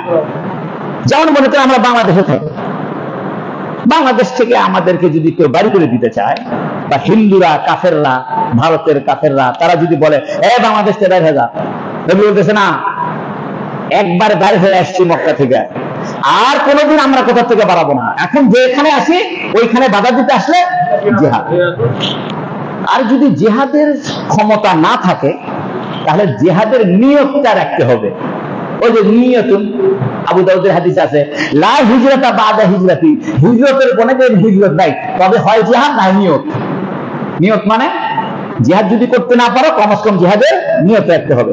এখান থেকে মুহাদ্দিসিন কেরাম বলতেছেন প্রত্যেকটা ইমানদারের অন্তরে জিহাদের নিয়ত রাখা ফরজ। চাই জিহাদ করুক বা না করুক, জিহাদ করাটা কিন্তু সবসময় ফরজ না, জিহাদের নিয়ত রাখা কি ফরজ।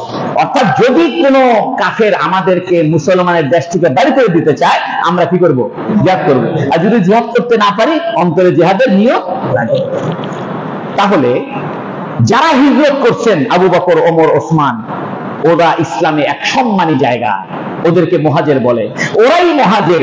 এরপরে আর কোন মুহাজির পৃথিবীতে থাকবে না।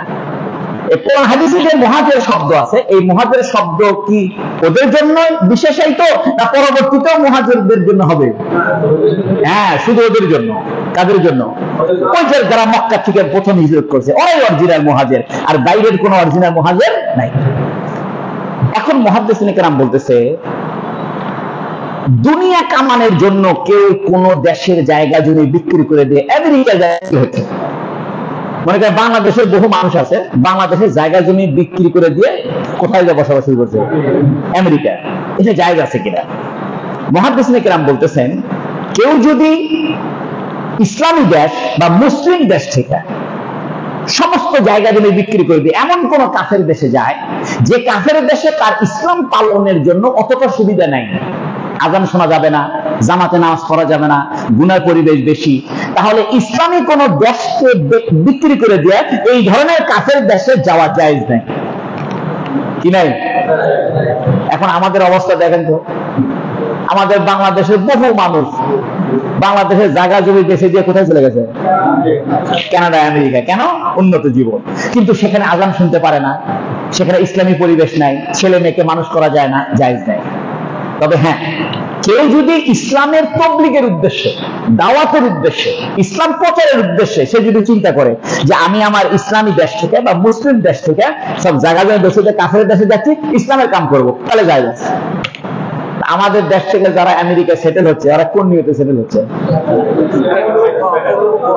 জায়েজ আছে।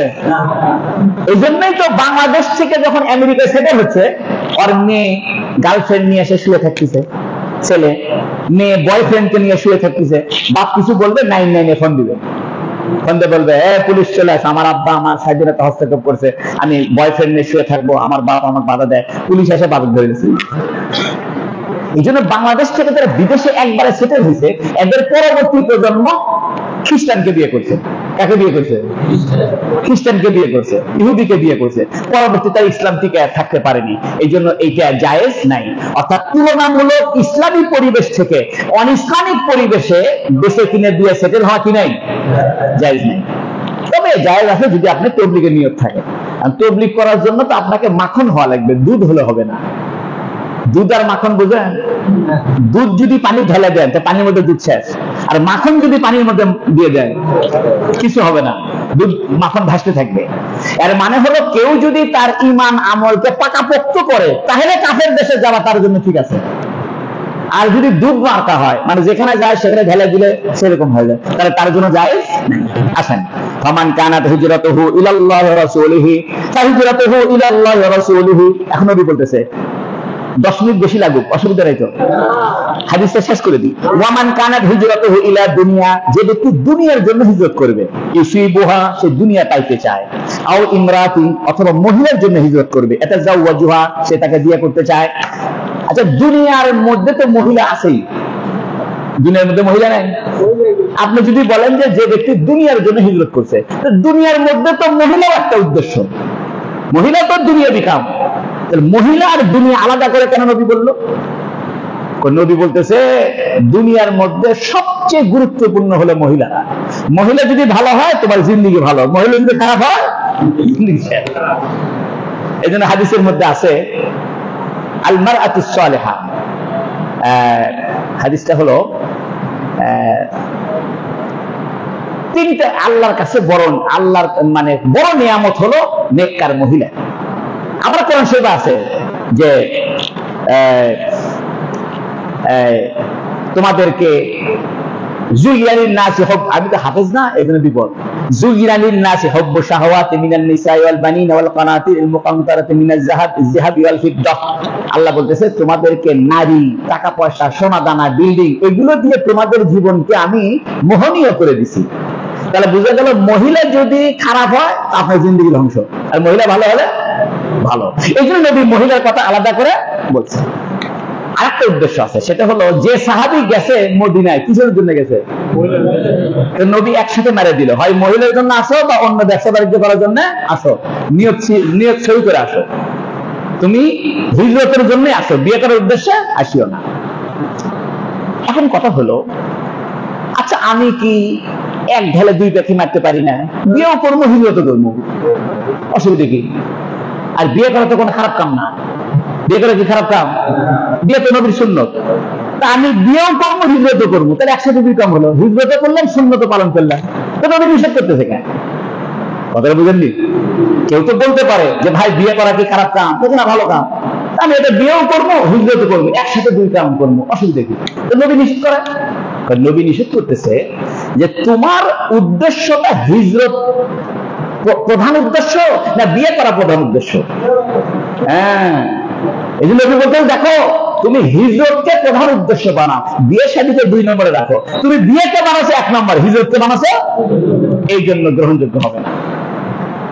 তাছাড়া একসাথে হিজরত আর বিয়ে করার কোনো ক্ষতি নাই। যেমন হজের সময় আপনি হজও করবেন, ব্যবসাও করবেন, কোনো ক্ষতি নেই।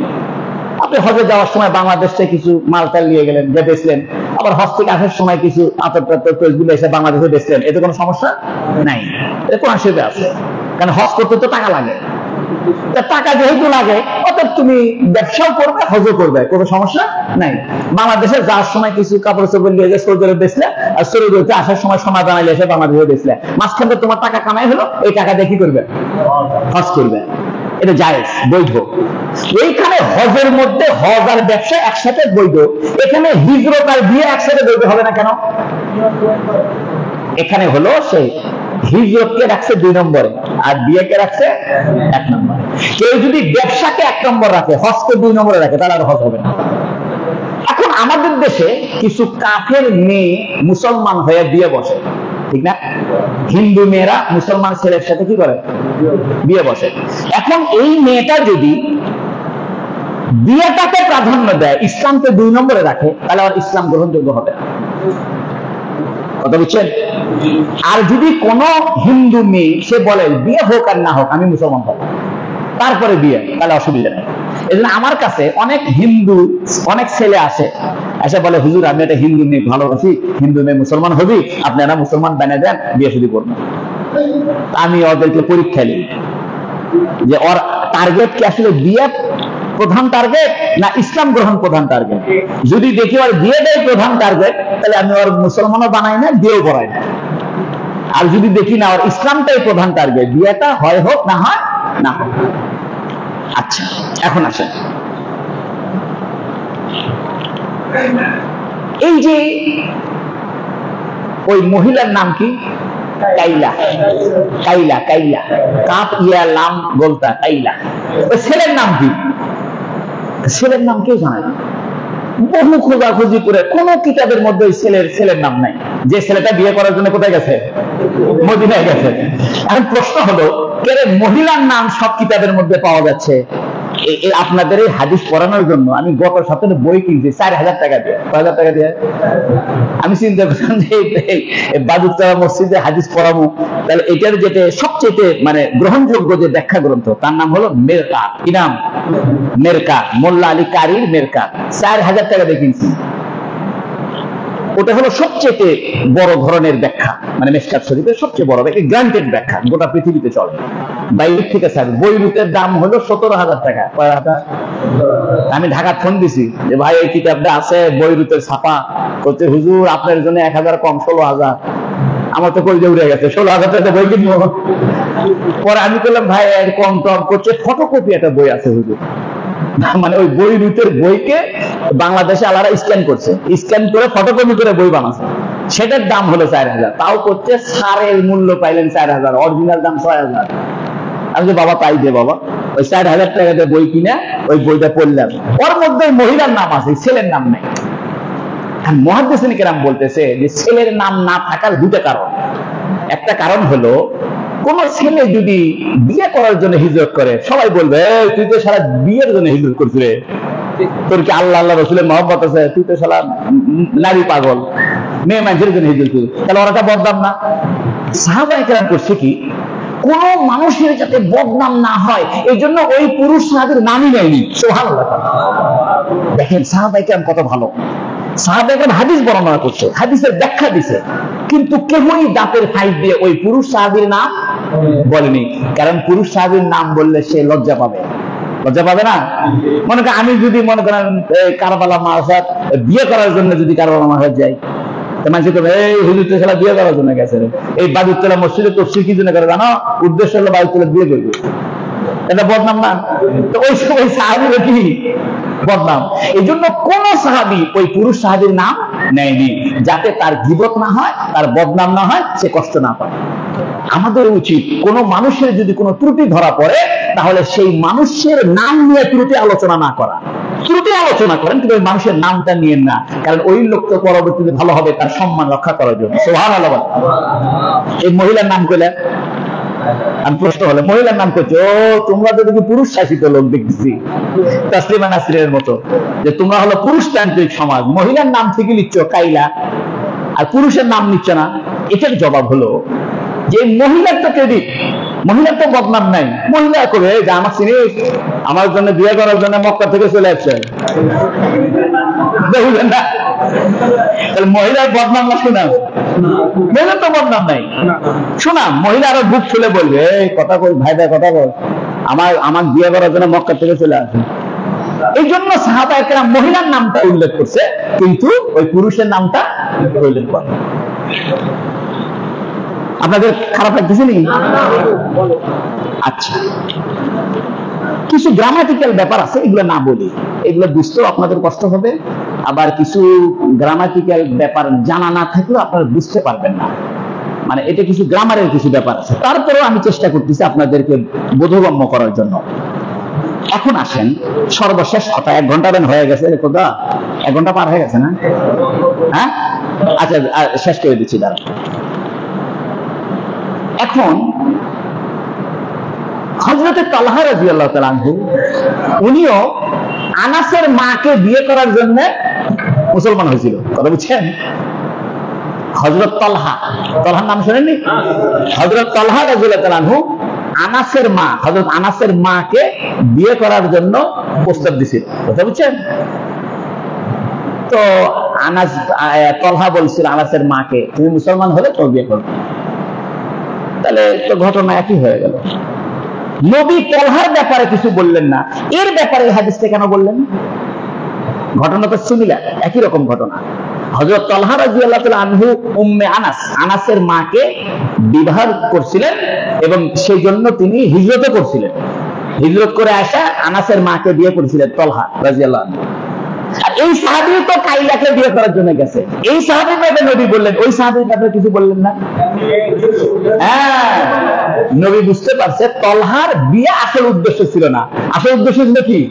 হিজরত। আর এই সাহাবীর আসল উদ্দেশ্য বিয়ে। এই জন্য নবী এর ব্যাপারে বলছে, উনার ব্যাপারে কিছু বলেন। সর্বশেষ কথা হলো, এই সাহাবী পরে বিয়ে করছে কিনা, এটা একটা কথা। আর দ্বিতীয় কথা, এই সাহাবীর হিজরতকে নবী গ্রহণ করছে কিনা, মানে গ্রহণ করছে কিনা। মুহাদ্দিসিনে কেরাম বলতেছেন যে এই সাহাবীর হিজরতকে নবী গ্রহণ করছেন, অর্থাৎ ওই সাহাবী নিয়ত পরিবর্তন করে ফেলছে যে রাসূলুল্লাহ, কাইলার সাথে আমার বিয়ে হোক আর না হোক, আমি কিন্তু অরিজিনাল হিজরত করবে আছি। নবী আলাইহিস সালাম তার হিজরতকে কি করেছেন? গ্রহণ করেছেন। এখন ওই মেয়ের সাথে বিয়ে হয়েছে কি হয়েছে না, এটার কোনো হদিস পাওয়া যাচ্ছে না। কথা বুঝছেন? হ্যাঁ, মানে পাওয়া যাচ্ছে না। অনেক অনেক মুহাদ্দিসিনে কেরাম শুনেন, এই হাদিস যখন ঘটছে তখনকার যারা সাহাবী, পরবর্তী যারা তাবী, ওরা এগুলো রেখে হয়ে গেছে। কিন্তু চমৎকার ব্যাপার, ইসলামটা এত পরিপূর্ণ, ইসলামটা এত সাজানো গোছানো, এতটা অথেন্টিক, এতটা দলিল নির্ভর, এটা কোথাও পাবেন না কোনো ধর্মে। ওই 1000 বছর আগে যারা হাদিস পড়ছে পড়াইছে, ওরা খুঁজে খুঁজে খুঁজে খুঁজে খোঁজ খবর নিয়ে বই লিখে হয়ে গেছে। বই যে লিখে হয়ে গেছে, এই বই লেখছে চামড়ার উপরে, কাগজ ছিল না। বই লেখছে পাথরের টুকরোর উপরে। আপনি আশ্চর্য হবেন, বহুত কষ্ট করছে এরা। আজকে আমরা 4000 টাকা তো কোনো ব্যাপার না, 4000 টাকা গুনে দিলাম, 12 খন্ড বই পেয়ে গেলেন, মানে টাকা দিলাম বই পেলাম। আগের যুগে তো আপনি টাকা দিয়েও বই পাবেন না। তো ওই এই সাহাবীর হিজরত আল্লাহ কি করছেন? কবুল করেছেন। সর্বশেষ কথা হলো, মিশকাত ওয়ালা অর্থাৎ মিশকাতের যিনি রচয়িতা, তিনি হাদিসটাকে শুরুতে কেন আনছে? হাদিসটাকে কয়টা শুরুতে আনছে উনি ভূমিকা হিসেবে, যে তোমরা নিয়ত সহি করো, হাদিস যে পড়বে নিয়ত সহি করে হাদিস পড়ে। সুবহানাল্লাহ, খালি জানার জন্য হাদিস পড়ে না, নিয়ত সহি করে মৌলবি হোক। নিয়ত সহি না করে মৌলবি হয়ে 2 টাকার লাভ নাই। আরেকটা উদ্দেশ্য হলো যে তোমরা যদি কখনো কোথাও হিজরত করো তাহলে নিয়ত সহি করে করো। আচ্ছা,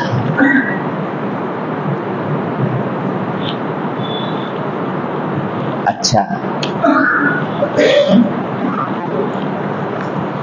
এই মোটামুটি এতটুকু হলেই হবে। কথা তো বহু বুঝছি, এই হাদিসগুলো আমরা মাদ্রাসায় পড়াই 7 দিন ধরে। কয়দিন ধরে? 7 দিন, মনে করেন 40 মিনিট 50 মিনিট করে ঘন্টা, মানে 45 মিনিট একটা ক্লাস হয়। এরকম লাগাতার 7 দিন 10 দিন 12 দিন শুধু আমরা একটা হাদিসই পড়াই। এটার আরো কানেকশন আছে, মানে এই হাদিসটার আগের হাদিসের সম্পর্কে, পরের হাদিস সম্পর্কে, হাদিস কেন শুরু করলো, এই হাদিস সম্পর্কে আর কে কি বক্তব্য দিছে, কোন মুহাদ্দিসের কি বক্তব্য, এগুলো কিছু একাডেমিক আলোচনা। একাডেমিক আলোচনার অত প্রয়োজন নাই। আল্লাহ আমাদের সবাইকে কবুল করুক, বলুন আমিন। আজকে এই নিয়তের হাদিসটাই আমরা করলাম, আল্লাহ আমাদেরকে কি করুক? কবুল করুক। ও আরেকটা কথা বলি শুনেন, এই হাদিসটার 80টা সনদ আছে। কয়টা সনদ? অর্থাৎ 80টা সূত্রে এই হাদিসটা আমরা পেয়েছি। কয় সূত্রে? 80টা মাধ্যম, মানে নবীর ওই সাহাবী ওই সাহাবী ওই সাহাবী ওই সাহাবী ওই সাহাবী আমার কাছে আছে, আবার অমুক অমুক অমুক অমুক, মানে 80টা চ্যানেল দিয়ে এই হাদিসটা আমাদের কাছে পৌঁছেছে। এই জন্য মুহাদ্দিসিনে কেরাম এই একটা হাদিসকে 80টা হাদিস গণ্য করে। অর্থাৎ মুহাদ্দিসের কাছে, মুহাদ্দিসদের কাছে হাদিসের সনদ যতগুলো হবে ওই হাদিসটা ততবার কাউন্ট হবে। তাহলে ইন্নামাল আমালু বিন্নিয়াত আসলে কয়টা হাদিস? কি কারণে? 80টা সনদ আছে, কিন্তু মূল বক্তব্য একটা। একটা মজার কথা হলো, এই হাদিসটা শুধুমাত্র হযরত ওমর বর্ণনা করেছেন, আর কোন সাহাবী বর্ণনা করেন। খেয়াল করেন, ইন্নামাল আমালু বিন্নিয়াত এই হাদিসটা শুধু কে বর্ণনা করছে? অর্থাৎ আমরা যে হাদিসটা পাইলাম 1400 বছর পরে, শুধু কার থেকে বর্ণিত? তাহলে আর সাহাবীরা ছিল না? মসজিদের মধ্যে তারও সাহাবী ছিল। নবী যে মসজিদের মধ্যে হাদিসটা বলছেন শত শত, তারা বললো না? না, বলছে, কিন্তু তাদের ধারাবাহিক সূত্রটা রক্ষা হয়নি। কি হয়নি? রক্ষা হয়নি। 5, 6, 7 ধাপ যায় পরবর্তীতে আর কেউ বর্ণনা করেনি, কিন্তু হযরত ওমর যে সিলসিলায় বর্ণনা করছে ওই সিলসিলাটা রক্ষা হয়েছে। যেমন আমি কাজী ফজলুল করি হাদিস পড়াচ্ছি, এই হাদিস যদি আমার ছেলেরাও পড়ায়, আমার ছাত্ররাও পড়ায়, তাহলে এটা রক্ষা হবে। আমার ছাত্রের ছাত্ররা যদি পড়ায়, রক্ষা হবে, তার ছাত্ররাও পড়ায়। আর যদি আমার পরবর্তী ছাত্ররা সবাই মিলে দোকানদারি শুরু করে, কাপড়ের দোকান দিয়ে বসে থাকে, আর কেউ হাদিস পড়ালো না, তাহলে এখানে কি হয়ে যাবে? বন্ধ হয়ে যাবে, ক্লোজ হয়ে যাবে। তো অন্যান্য সাহাবীরা যে বর্ণনা করছে এই হাদিসটা, মাঝখানে এসে কি হয়ে গেছে? স্টপ হয়ে গেছে। কিন্তু হযরত ওমরের যে বর্ণনার যে ধারা, এই ধারাটা কি হয়নি? বন্ধ না হতে হতে আস্তে আস্তে আস্তে আস্তে আপনাদের বাড়ির চলে মসজিদে চলে গেছে। এই হাদিস এখন কোথায় এসে গেছে? এইরকম হাদিসকে বলে গরীব। কি বলে? অর্থাৎ এই হাদিসের প্রত্যেক যুগের বর্ণনাকারী একজন, মানে নবীর যুগেও হাদিসটা বর্ণনা করছে ওমর, সাহাবীদের যুগে ওমর, তাবিঈদের যুগে ওমর, তাবিঈদের যুগে ওমর। অর্থাৎ তিনটে ধাপ: নবী, সাহাবী, তাবেঈ, তাবেঈ। বুঝলেন তো? সাহাবী, তাবেঈ মানে যারা সাহাবীকে দেখছে, আর তাবেঈ মানে যারা আবার তাবেঈকে দেখছে। এই তিন যুগেই, অর্থাৎ 200 বছর, এই 200 বছর এই হাদিসটা শুধু ওমরের থেকে বর্ণিত হয়েছে। তাহলে এইরকম হাদিসকে বলে গরীব। মানে তিন যুগেই বর্ণনাকারী কয়জন? এইরকম একটা হাদিস ইমাম বুখারী, মুসলিম, মিশকাত শুরুতে আনলো। তো বলতেছে হাদিস যদি গরীব হয়, সহিহ হইতে কোনো অসুবিধা নাই। সুবহানাল্লাহ। অর্থাৎ হাদিস গরীব হওয়ার পরে কি হতে পারে? এই গরীব মানে কিন্তু ফকির গরীব না, গরীব মানে অপরিচিত। গরীব মানে কি? মানে মুহাদ্দিসিনে কেরাম বলেন তুলনামূলক এই হাদিসটা অপরিচিত, কারণ বহু সাহাবী বর্ণনা করেনি। কয়জন বর্ণনা করেছে? যেহেতু একজন বর্ণনা করেছে, তিন যুগে একজন, তাহলে মুহাদ্দিসরা নাম দিয়েছে গরীব, মানে এই সনদটা অপরিচিত, মানে খুব একটা স্প্রেড হয়নি। আর যে হাদিসের বর্ণনাকারী প্রত্যেক যুগে 10 জন, 20 জন, 30 জন, 50 জন, এটাকে বলে মশহুর, মুতাওয়াতির। কি বলে? মশহুর। কথা হলো যে হাদিস যদি গরীব হয়, অর্থাৎ হাদিস যদি তিন যুগের একজন বর্ণনাকারী হয়, তবু হাদিসটা কি হতে পারে? সহি হতে পারে। সর্বশেষ কথা হলো নবীর হাদিস যদি একজনও কয়, তবুও গ্রান্ট হবে। সুবহানাল্লাহ। এই ইন্নামাল আমালু বিনিয়াত হাদিস কয়জন বলছে? তার নাম কি? সর্বশেষ কথা হলো, আচ্ছা ওমরের দ্বারা এই হাদিস আল্লাহ দুনিয়াতে ছড়ায় দিল, আবু বকরের দ্বারা দিতে পারলো না, ওসমানের দ্বারা দিত, আলীর দ্বারা দিত। মানে এই হাদিসকে পাওয়ার জন্য হযরত ওমর ছাড়া আমাদের কোনো রাস্তা নাই, আমাদের ওমরের মাধ্যমে এই হাদিসটা জানতে হবে। তো মুহাদ্দিসিনে কেরাম বলতে, শোনো, ওমরের দিকে শয়তান ভয় করতো, যে রাস্তাতে ওমর যায় শয়তান ভাগে চলে যাচ্ছিল। কারণ ওমরের কি ছিল? খুব নিয়ত ছিল ভালো, সেই করা নিয়ত। এটা না আল্লাহ করছে ওমরের যেহেতু নিয়ত করা, আল্লাহ এই নিয়তের হাদিসটা ওমরের মাধ্যমে দুনিয়াতে ছড়ায় দিছে। তাহলে আবু বকরের নিয়ত খারাপ? ওমরের নিয়তের এত দাম দিলেন, আবু বকরের নিয়ত খারাপ নাকি? করছে না। এক একজন এক এক রঙের উনি, এক এক ফুলের এক এক রং। আবু বকরের রং হলো সিদ্দিক, মানে সত্যায়নকারী, নবীর কথা সব আত্মযোগ করেছে। আর একজনের নিয়ত ভালো হলে অন্যজনের নিয়ত খারাপ, এ কথা কে বললো? আমার কাছে মোবাইল আছে, এর মানে আপনাদের কারো কাছে নাই। হযরত ওমরের নিয়ত বিশুদ্ধ, এর দ্বারা কি অন্যের নিয়ত অশুদ্ধ এটা প্রমাণ হবে? একজনের নিয়ত যদি শুদ্ধ হয়, এর দ্বারা অন্যের নিয়ত অশুদ্ধ হওয়া কি হয় না? প্রমাণিত হয় না। আল্লাহ করছে কি? ওমরের দ্বারা হাদিসটা দিছে। আল্লাহ আমাদের সবাইকে কবুল করুক, বলুন আমিন। আজকে এতটুকু থাক। ওয়া আখিরু দাওয়ানা আলহামদুলিল্লাহি রাব্বিল আলামিন। আপনাদের খারাপ লাগলো নি? ইনশাআল্লাহ আমরা আগামী মাসের প্রথম শনিবার কয় তারিখ হচ্ছে? হ্যাঁ, আচ্ছা বসেছি। সনদ এখন পাবেন না, দেরি আছে। আচ্ছা ওই আগামী মাসের শনিবার কয় তারিখ হয় বলো তো? হ্যাঁ, দাঁড়া 1 মিনিট, সেপ্টেম্বর পরে অক্টোবর না? তাহলে আগামী মাসের 5 তারিখে আবার হবে ইনশাআল্লাহ। মনে রাখবেন অক্টোবরের কয় তারিখ? অক্টোবরের 5 তারিখ। আচ্ছা তাহলে হাদিসটা আমি মিম্বরে বসেই শুনে দিই, কি কর? বলে তারপর দোয়া করে দিচ্ছি।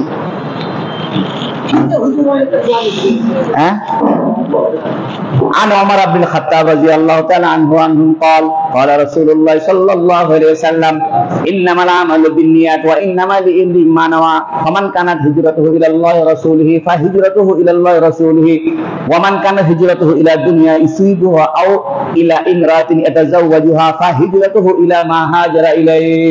সুবহানাল্লাহ। তো পুরো হাদিসটা কি করে দিলাম? শোনায় দিলাম। যাই হোক, তা সবাইকে দূর শরীফ পড়েন, আল্লাহুম্মা সাল্লি আলা মুহাম্মাদিন ওয়া আলা আলি মুহাম্মাদ কামা সাল্লাইতা আলা ইব্রাহিম ওয়া আলা